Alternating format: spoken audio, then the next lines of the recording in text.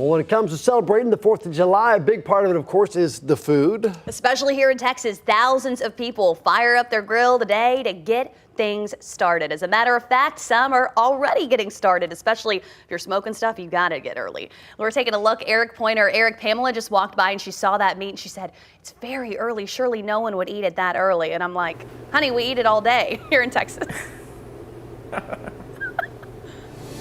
Oh yeah, she's got a lot to learn about us Texans for sure, because you got to start early, like you said. If you're smoking it, that's a day-long process, and I'm ready to eat it this early, so it happens. But we've been giving you guys just a progression of everything. We started with lighting your grill, then we talked about the meat on the grill. Now we're going to talk about cutting it. I'm joined by Rudy Rivera, one of the pit masters here at Big O's Pit Barbecue. So Rudy, kind of tell us, when you take the meat off the grill, what do you need to be looking for to make sure it's ready? Yeah, absolutely. So we smoke our briskets for 17 hours. We're kind of looking at how tender it needs to be. So kind of just feeling it with your hands, you know, get a lot of those sensory feels in there. Make sure the meat's actually nice and tender. The fat's kind of rendered through it, nice and juicy.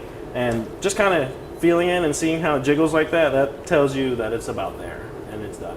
Okay, awesome. So once you've decided it's done and you're checking the temperature throughout the process as well, but then you cut into it, right? Will you kind of tell us, I guess, the different techniques and times and ways to cut the meat? Absolutely. So basic understanding is this is going to be two muscles.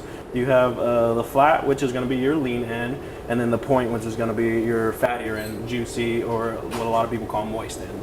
So the flat is going to be going in this direction, while the moist is going to be going the total opposite direction. So right about the middle is when they both meet, and that's kind of where you shift your cutting direction. So first you're gonna cut right down the middle, going against the grain, and then all that fat and juice moist. That looks beautiful. It's and then beautiful. going on the opposite side, this is where you're gonna be cutting through the moist end. And just nice and juicy briskets, and then just keep going against the grain all the way down. Why is it important to go against the grain? If you're not going against the grain, it's going to be very tough and chewy. And if you're going against the grain, it kind of just breaks the muscle fibers down. It makes it really tender for you.